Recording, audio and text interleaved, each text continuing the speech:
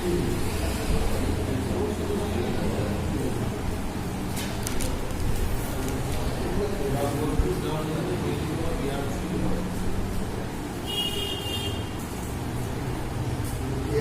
Disease মানে হচ্ছে airborne, মানে বায়ুবাহিত। যখন বায়ুবাহিত হবে তখন সেটা এয়ারবর্ন হবে।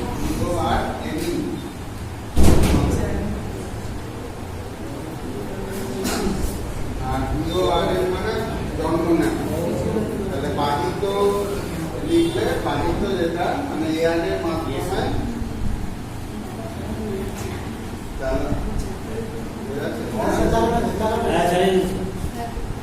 বায়ুবাহিত রোগ, বায়ুবাহিত রোগগুলো এবার কি করে হয়?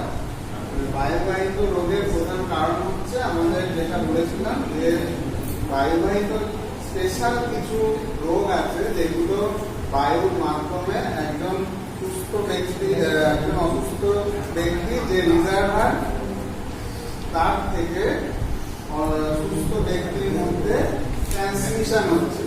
তাহলে একজন ইনফেক্টেড পারসন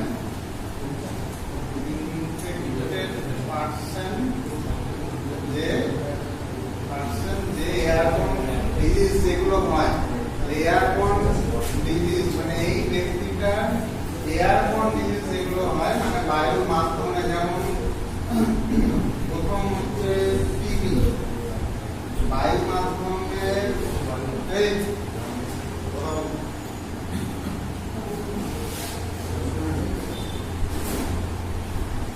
বায়ুর মাধ্যমে যেটা হয়, প্রথম যে রোগটা বলতে হবে সেটা হচ্ছে টিউবারকুলোসিস বা টিবি। ঠিক আছে, তারপর হচ্ছে টাইফয়েড। টাইফয়েড এমন একটা রোগ, টাইফয়েড ফিভার, এটা এমন একটা রোগ যেটা 5টা কারণে হয়, তার মধ্যে একটা হচ্ছে বায়ুর মাধ্যমে হচ্ছে। এছাড়া ভাইরাল যত রোগগুলো আছে যেমন মাম্পস, মিজেলস, ইনফ্লুয়েঞ্জা,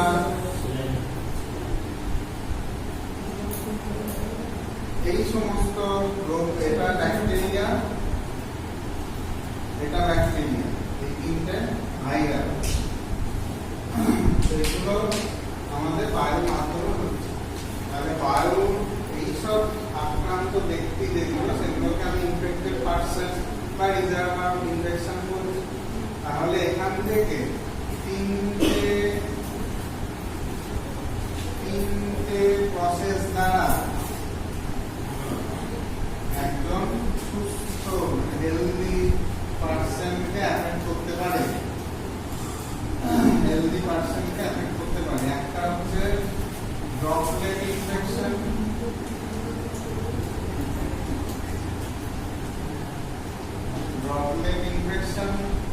একটা হচ্ছে ড্রপলেট নিউক্লিয়াই,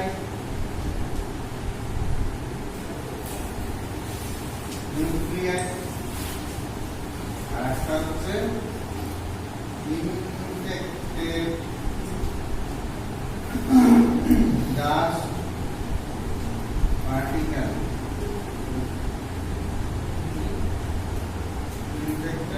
পার্টিকেল। এই তিনটে ওয়েতে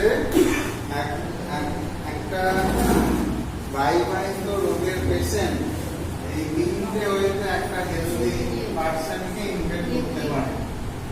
ঠিক আছে, তাহলে ড্রপলেট ইনফেকশনটা কি বা ড্রপলেট নিউক্লিয়াইটা বা কি? ড্রপলেট মানে হচ্ছে ক্ষুদ্র জলকণা, স্মল ওয়াটার ভেপার, ক্ষুদ্র জলকণা। আমি এটা যদি বড় করেই আঁচলে যখন হাঁটছি তখন প্রচুর জলকণা মোয়ার মতো বেরিয়ে যাচ্ছে, তাই তো? আমরা যদি একটা আয়নার সামনে কথা বলি বা হাঁচি বা কাশি, তাহলে কি হবে, আমাদের নাক এবং মুখ থেকে যে এয়ারটা বেরোচ্ছে সেই এয়ারের মাধ্যমে প্রচুর জলকণা আমাদের এয়ারে বেরিয়ে যাচ্ছে। নাক এবং মুখ থেকে প্রচুর জলকণা এয়ার থেকে বেরিয়ে যাচ্ছে। এই যে ধোঁয়ার মতো ক্ষুদ্র জলকণা, এইটাকে আমরা ড্রপলেটস বলছি। ঠিক আছে, একটা ক্ষুদ্র আর একটা অতি ক্ষুদ্র। ড্রপলেট ইনফেকশনটা হচ্ছে ক্ষুদ্র জলকণা, আর অতি ক্ষুদ্র জলকণাটা হচ্ছে ড্রপলেট নিউক্লিয়াই। কারণ এটা যদি ড্রপলেট ইনফেকশনের ওয়াটার ড্রপ হয়, তাহলে ড্রপলেট নিউক্লিয়াইটা ছোট, আরো ছোট হবে। তাহলে এই ইনফেক্টেড পার্সনের কাছে যদি কোনো হেলদি পার্সন যায় বা তার চারপাশে থাকে বা চারপাশে হাঁটাচলা করে বা সেই মোটামুটি 5 ফুট জায়গার মধ্যে সে যদি এই ইনফেক্টেড পার্সনের কাছে থাকে, তখন এই যে জীবাণুগুলো, যেমন মাইক্রোব্যাকটেরিয়াম টিউবারকুলোসিস, সালমোনেলা টাইফি, এগুলো সব ভাইরাস। এই গুলো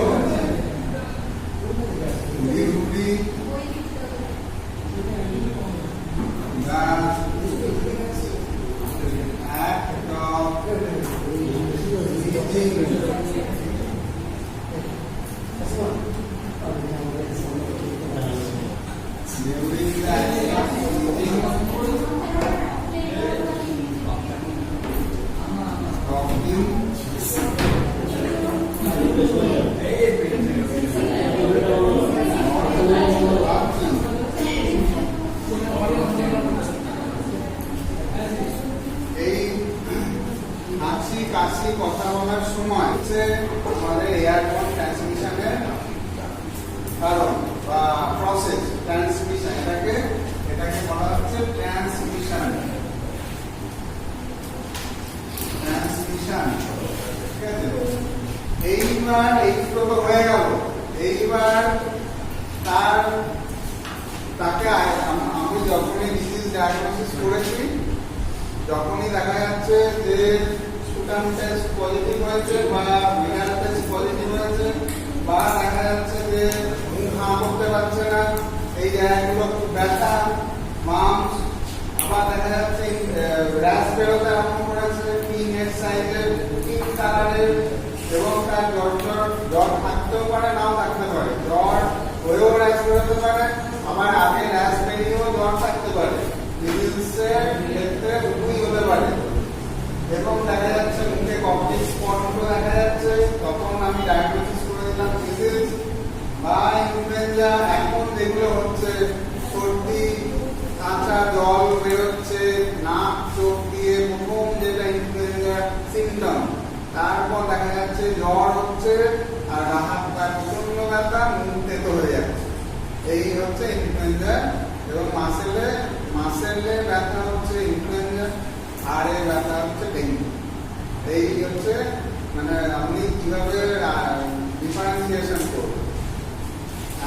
একজন রুগী বলবে যে হাড়ে প্রথম মাসেলে ব্যথা নেই, কিন্তু হাড়ে এত ব্যথা মনে হচ্ছে তাকে কেউ খুব পিটিয়েছে, হাড় ভেঙে গেছে, সে হাঁটাচলা মানে এতেও তাই ওতেও তাই একই। সে ইনফ্লুয়েঞ্জা পেশেন্ট হাঁটাচলা করতে পারবে না, তার মাসেলে এত ব্যথা, সে উঠে বসার মতো ক্ষমতা থাকবে না। ঠিক আছে, আর ডেঙ্গু ক্ষেত্রে এবার ট্যাবলেট কাউন্টটা আমার ডিফারেন্সিয়েশন করে দেবে। হাড়ে ব্যথা ও বলবে হাড়গুলো প্রচন্ড ব্যথা, মাসেলে ব্যথা নেই। কিন্তু ইনফ্লুয়েঞ্জা পেশেন্ট বলবে আমার হাত পায়ে এত ব্যথা, কিন্তু হাড়ে ব্যথা বলবে না। হাঁটতে পারছে কিন্তু ধরে ধরে হাঁটছে, উঠে বসতে পারছে না, তো মাসেলে প্রচন্ড ব্যথা। তো এইগুলো যখনই হবে আপনি আইসোলেশন করে দেবেন। এবার আইসোলেশন করা মানে পুরোপুরি আলাদা, এবং তার ঘরে কেউ ঢুকছে না, তাহলে অন্য পার্সনের ইনফেক্ট হওয়ার চান্স কম। এইবার ওই যে ড্রপলেট গুলো বেরোলো, বেরিয়ে কেউ নেই, কেউ ইনহেলও করছে না, কাছাকাছি কেউ নেই, ইনহেল করছে না, তাহলে সেগুলো যাবে কোথায়? তাহলে আস্তে আস্তে সেগুলো সেলিব্রেট করবে। বাতাসে ধূলিকণা ডাস্ট আছে, তাহলে সেগুলো ডাস্টের ধূলিকণাটা পড়ে, আগে সেগুলো ভেপারগুলো ঘুরে বেড়াবে হাওয়ায়, ঠিক আছে? এইবার সেটা সেলিব্রেট করবে, আস্তে আস্তে নিচের দিকে নামবে, নেবে হয় টেবিল, চেয়ার, বই, খাতা, আলমারি, মেঝে, বিছানা, বালিশ, এগুলোতে সেলিব্রেট করবো। এইবার সব জায়গাতেই যদি আমি দেখতে যাই তাহলে দেখা যাবে ধূলিকণা সব জায়গায় যাবে, ডাস্ট পার্টিকেল আছে, ওই ভাইরাস বা ব্যাকটেরিয়া গুলো ওই ডাস্টের সাথে মিশবে, একসাথে থাকবে বা মিশবে, ওর সাথে মিক্সড হবে। এইবার দেখা গেল সেই পেশেন্টটা সুস্থ হয়ে গেল। সুস্থ হয়ে যাওয়ার পরে এইবার লাস্ট যেটা আমি আগের দিন বলেছিলাম যে কন্ট্রোলিং করতে গেলে ডিসইনফেকশন হচ্ছে লাস্ট পয়েন্ট, আগের দিনই ওইটা পড়িয়েছিলাম ডিসইনফেকশন। এবার ওই ডিসইনফেকশন না করে যদি ওই বিছানা বালিশ ঝাড়া হয়, মেঝে পরিষ্কার করা হয়, তাহলে কিন্তু ওই ধূলিকণার সাথে আবার এয়ারে উঠে চলে আসবে। এবার যে ব্যক্তি ওই পরিষ্কার করছে সে যদি না খুব ভালো করে না বেঁধে করে তাহলে তার মধ্যে ঢুকবেই এবং ইনফেকশন হবেই। তো এইটাকে বলে, এই ট্রান্সমিশনটাকে বলে ইনফেক্টেড ডাস্ট পার্টিকেল। ইনফেক্টেড মানে ওটা যেহেতু ভাইরাস বা ব্যাকটেরিয়ার সাথে ডাস্টটা মিক্স হয়ে আছে, সেটা আবার উঠে আবার ইনফেকশন তৈরি করছে। এই জন্য আগে মাটির বাড়ি ছিল, মাটির ঘর, মাটির দেয়াল, সেই হিসেবে বইতে লেখা ছিল যে মাটিতে একটু জল ছিটিয়ে তারপর ঝাঁট দাও, ধুলো পরিষ্কার করো, মাটিতে জল ছিটিয়ে দিয়ে, জল ছেটালে কি হবে, ধূলিকণাগুলো ভিজে যাবে, সেগুলো আর উপরে উঠতে পারবে না। এখন তো মুজাই টালি, এইবার কি করবে? এইবার তাহলে জলের সাথে মিশিয়ে আপনাকে বুঝতে হবে, ঝাঁট দিতে হবে, ঝাঁট দিলে ওটা আবার উঠে যাবে। সেই জন্য একদম ধুতে হবে, ধুয়ে পরিষ্কার করতে হবে। ডেটল, ফিনাইল, এগুলো ফিনাইল, ফেনল, এগুলো দিয়ে বা লাইজল, এগুলো জলের সাথে মিশিয়ে পুরো মেঝে ধুয়ে দিতে হবে, ধুয়ে জলটা বের করে দিতে হবে। আর আগে বইতে লেখা আছে যে আগে মাটির বাড়ি ছিল, দেয়ালে চুন দেওয়া ছিল। এবার সেই হিসেবে বইতে লেখা আছে যে মাটির দেয়াল হলে সেটা মাটি দিয়ে আবার লেপে দাও, তাহলে জীবাণুগুলো আর বেরোতে পারবে না, পড়ে যাবে। আর না হলে চুন দিয়ে দাও, চুন দিয়ে লেপে দাও, চুন দিয়ে একবার ওয়াশ করে দাও, তাহলে জীবাণুগুলো মরে যাবে। চুন তো ডিসইনফেক্টেন্ট, সেগুলোতে ডিসইনফেকশন হয়ে যাবে। এখন তো পুক্তি আর রং, তাহলে এখন কি করতে হবে? ওই ডেটল, ফিনাইল মিশিয়ে দেয়ালে ছিটিয়ে দেয়াল উঠতে হবে, তাহলে ডিসইনফেকশন হবে। এইভাবে আমরা এয়ারবোর্ন ট্রান্সমিশন আটকাতে পারবো। এছাড়া আমাদের যেসব এরিয়ায়, যেসব কমিউনিকেবল হিসেবে চিহ্নিত হয়, যেসব এরিয়ায় যে ইনফ্লুয়েঞ্জার পেশেন্ট প্রচুর হয়ে গেছে কোনো এরিয়ায়, তাহলে আমাদের কন্ট্রোলিং মেজার হিসেবে আগের দিন যে পয়েন্টগুলো বলেছিলাম ওই পয়েন্ট পরপর আসবে, যদি এপিডেমিক আকারে হয়। আর যদি না হয় তাহলে বাড়িতে আইসোলেশন করে আমাকে সেই পেশেন্ট ট্রিটমেন্ট দিতে হবে। এটা হলো। আর কিছুদিন আগে, এখন সব ইনফ্লুয়েঞ্জার পেশেন্ট একদম পরিষ্কার বলে দিচ্ছি যে বাড়িতেও থাকলে মাস্ক ব্যবহার করবে। পেশেন্টকে হয় পেশেন্টকে ব্যবহার করতে হবে, আর নাহলে অন্য যে মেম্বার্স আছে তাদের ব্যবহার করতে হবে। তাহলে পেশেন্ট ব্যবহার করলেই ভালো হয়, তাহলে একটা মাস্কে হয়ে যাবে। তাহলে পরিষ্কার বলে দিয়েছিলাম যে মাস্ক যেন ব্যবহার করা হয়, নাহলে অন্যজনা কিন্তু ধরে যাবে। তো সেটা চেক হয়েছে, সেটা বলতে হবে। এবং আমাদের দায়িত্ব অ্যাজ এ হেলথ প্রোভাইডার প্রিভেনশনের সমস্ত কিছু যেটাতে কমিউনিকেবল ডিজিজটাকে আটকানো যাবে সেই ব্যবস্থাগুলো পেশেন্টকে ভালো করে কারণ সহ বোঝাতে হবে, না হলে তার মাথায় ঢুকবে না। মাস্ক ব্যবহার করা, মাথায় ক্যাপ ব্যবহার করা, হাত ধোয়া, এটাও বলে দিয়েছিলাম। হাত পরিষ্কার করে ধুতে হবে, খাবার আগে হোক, যাই কাজ করুন, যেখানেই হাত দিই হাত যেন সবসময় পরিষ্কার থাকে।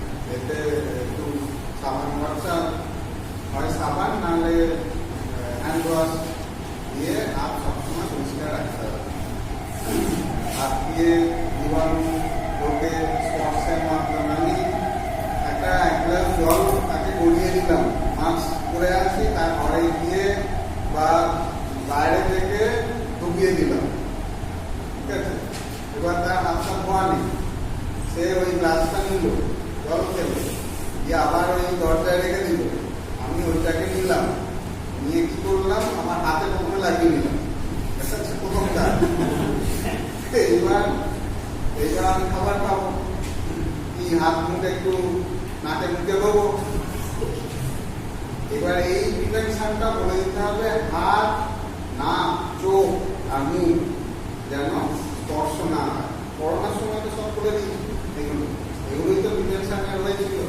তাহলে এগুলো সব কিছুই কিন্তু airborne disease, waterborne disease, contactborne disease, এগুলো সবগুলো প্রিভেনশনে বসে, যেগুলোতে আমি ট্রান্সমিশন আটকাতে পারি।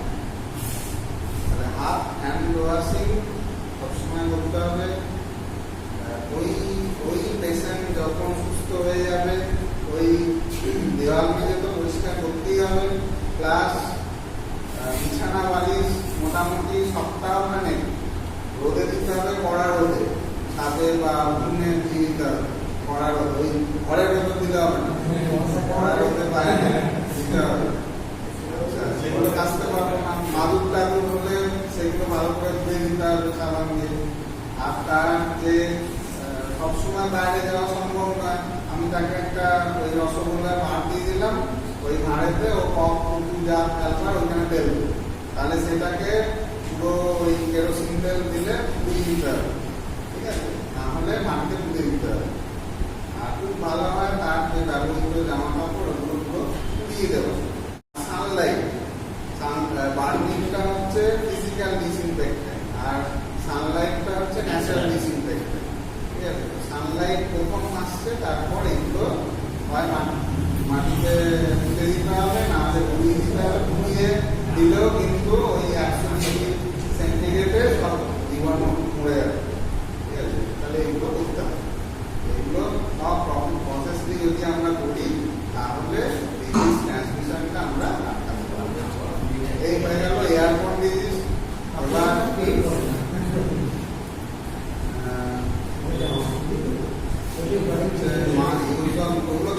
দেখে নেন, এগুলো লেখা আছে প্রিভেনশন কন্ট্রোলে। একটা হচ্ছে ইউজ অফ মাস্ক, একটা হচ্ছে বেড স্পেসিং বলে একটা ইয়ে আছে, যেগুলো হসপিটালে মানা হয়। বেড স্পেসিং মানে হচ্ছে পাশাপাশি দুটো বিছানা আছে,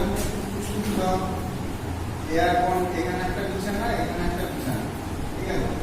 তাহলে হেড টু ফুট ডাইরেকশন, এটাকে বলে head to foot direction, head to foot direction. আমাদের এই পেশেন্টটার মাথা যদি এদিকে থাকে তাহলে এই পেশেন্টটার মাথা এদিকে, যদি এদিকে করা হয় তাহলে এখানে ট্রান্সমিশনটা হয়ে যাওয়ার চান্সটা বেশি থাকে, এত দূর আসবে, ঠিক আছে। সুতরাং উল্টো, মানে এই পেশেন্টটার হেড যদি এদিকে থাকে এটাকে উল্টো করে শোয়াতে হবে। আবার তার যে পরের যে বিছানার পেশেন্ট, মানে এইখানে যদি আবার একটা বেড থাকে তাহলে এর মাথা উল্টো দিতে হবে, ঠিক আছে। এইভাবে head to foot direction, head এর হেড ফুট আবার এর হেড, এটাকে বলে হেড টু ফুট ডাইরেকশনে পেশেন্টকে শোয়াতে। এটা হসপিটালে মেনে করা হয়, যাদের প্রত্যেক হসপিটালে আইসোলেশন ওয়ার্ড আছে। আইসোলেশন ওয়ার্ড মানে হচ্ছে যেসব রোগগুলো কমিউনিকেবল তৈরি করতে পারে সেই সব পেশেন্টদের, সাধারণ একটা নিউমোনিয়া হলো কি কি একটা ডায়রিয়া হলো, সেগুলোকে জেনারেল বেডে রাখা যায়। কিন্তু এই ধরনের পেশেন্ট টাইফয়েড বা মাম্পস, মিজিলস, এগুলো সাধারণত হয়ে যায়। ইনফ্লুয়েঞ্জা, ডেঙ্গু, এগুলো হচ্ছে কোভিড এখন আর নেই, কোভিড থাকতে পারে। কোভিড এই কিছুদিন আগে একটা বাচ্চা ধরা পড়েছিল কলকাতায়। যাই হোক, এগুলো খুব তাড়াতাড়ি প্রিভেনশন অ্যান্ড কন্ট্রোলের ব্যবস্থা নিতে হবে, তাহলে এটা প্রিভেন্ট করা যাবে, নাহলে আমরা সবাই যাব। কোভিডটা ছেড়ে দাও, এখন আমাদের মধ্যে যদি এই যে আমরা এই যে ক্লাসে আছি এর মধ্যে যদি সবারই ইয়ে করা হয়, কোভিডের টেস্ট করা হয়, আমাদের অনেকেরই এখানে কোভিডের জীবাণু পাওয়া যাবে। আমাদের মধ্যে আছি, তো এগুলোকে আমরা আস্তে আস্তে ইমিউন করে ফেলছি। এগুলো আমরা আস্তে আস্তে ইমিউনিটি, আমাদের অ্যান্টিবডি ওগুলোকে রেজিস্ট করতে পারছি। তাই সাধারণ সর্দি কাশি যাদের হয় তাদের কিন্তু কোভিড ধরা পড়ে যাবে। আমরা অনেকেই ওটা ইনফ্লুয়েঞ্জা দিয়ে চালিয়ে দিচ্ছি, কিন্তু অ্যাকচুয়ালি কোভিডের সিমটম, কোভিড কিন্তু পজিটিভ ওইসব কেসগুলো হয়ে যাবে যদি টেস্ট করা হয়। তো এইগুলো হচ্ছে প্রিভেনশনের ওয়ে।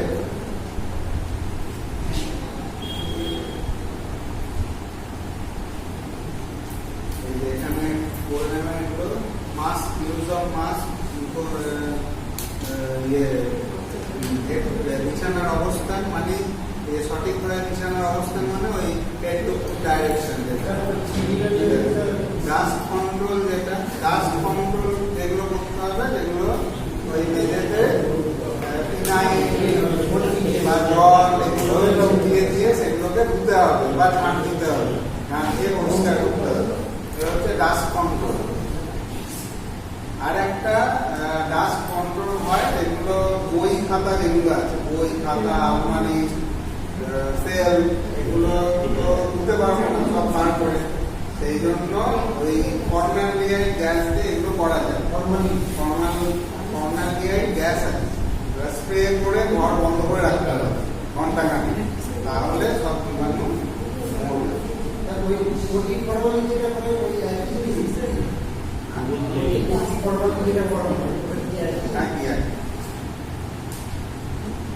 আচ্ছা, তারপরে বাইরে ধূলিকণা যাতে ঘরের মধ্যে বেশি না আসে সেই জন্য পর্দা ব্যবহার করতে বলছে। হ্যাঁ, বাইরের ধূলিকণাটা আটকাবার জন্য পর্দা ব্যবহার করতে হবে। তবে পর্দা এমন ভাবে ইউজ যাতে না হয় যাতে ঘরের ভেন্টিলেশনটা বন্ধ হয়ে যায়। তো হাফ পর্দা হাফ এয়ার এইভাবে করতে হবে। তারপর এয়ার ভেন্টিলেশনের যে প্রসেস, আমাদের যারা ওই ইয়ে করে বাড়ি তৈরির আগে যে ছকটা করে, প্ল্যানটা করার সময়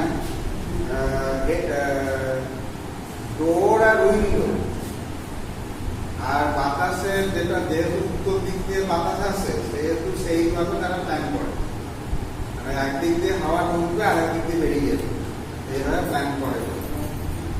তারপরে ওভারক্রাউডিং, এই করোনাতে বলছিল না যে এক জায়গায় বেশি জমায়েত করা যাবে।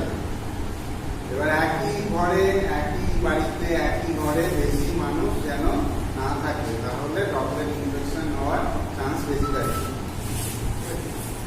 আর স্লিপিং হ্যাবিট, শুধু খেলার অভ্যাস বন্ধ করতে হবে যেখানে সেখানে।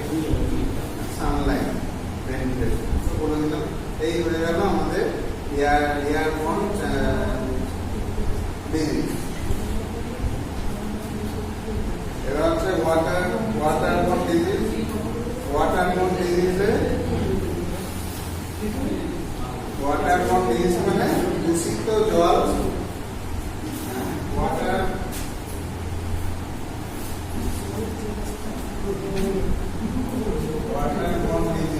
ওয়াটারবর্ন ডিজিজ মানে হচ্ছে জলবাহিত রোগ, না হলে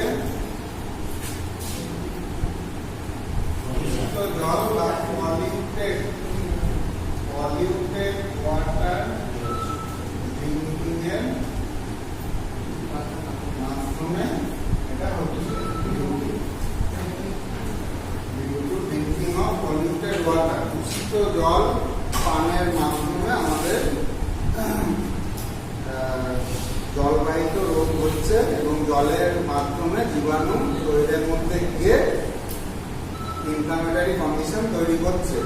তাহলে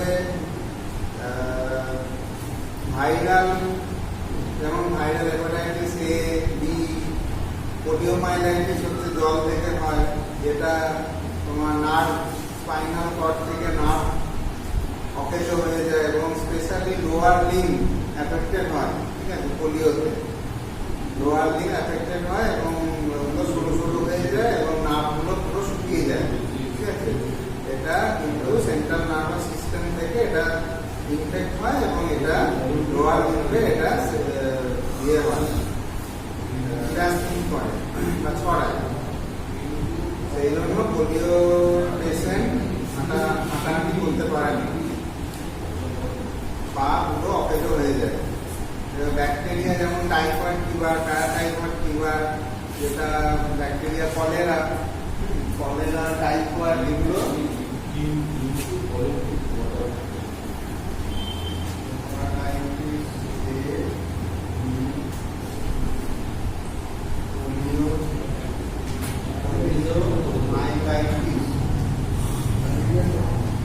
পুরো নামটা হচ্ছে পোলিও, শুধু বলবে না, পুরো নামটা বলবে, পোলিও মাইলাইটিস, ওটার পুরো নাম।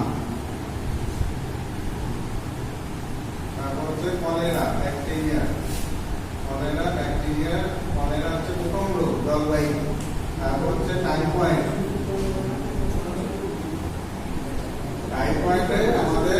টাইফয়েডের ইনফেকশনে আমাদের 5টা এফ আছে।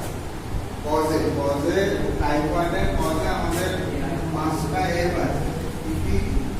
একটা হচ্ছে ফুড, একটা হচ্ছে প্রাইস, একটা হচ্ছে কুমাইট, একটা হচ্ছে ফিকাল ম্যাটার,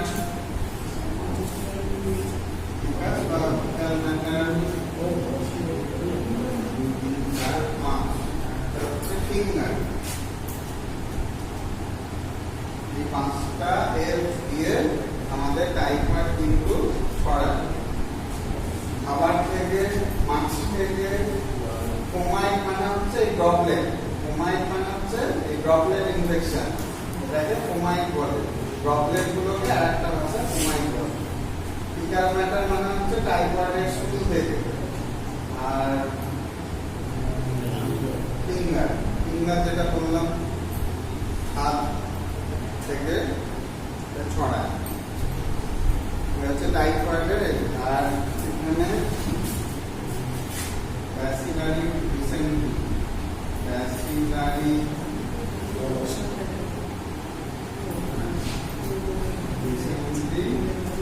আবার অ্যামিবিক ডিসেন্ট্রি।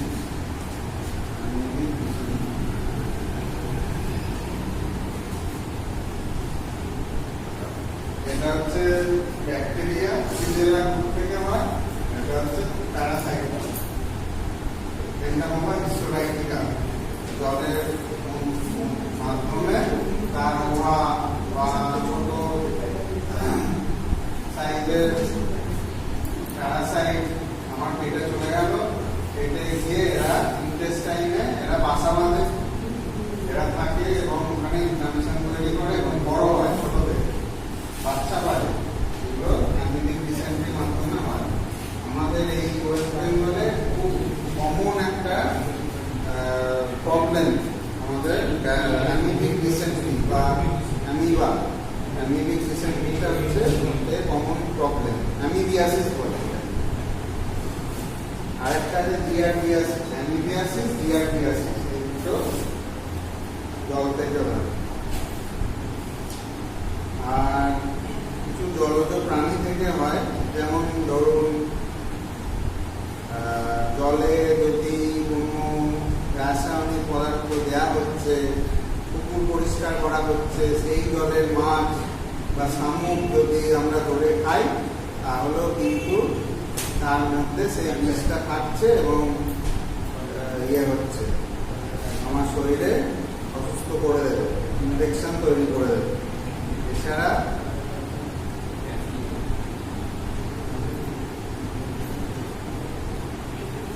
জলে জলে যেসব রাসায়নিক পদার্থ যেমন লেড, আর্সেনিক, এগুলো থেকেও আমাদের পয়জনিং হয়। লেড পয়জনিং, আর্সেনিক পয়জনিং, ঘা, ফোড়া, মুখে ঘা বা মাড়ি।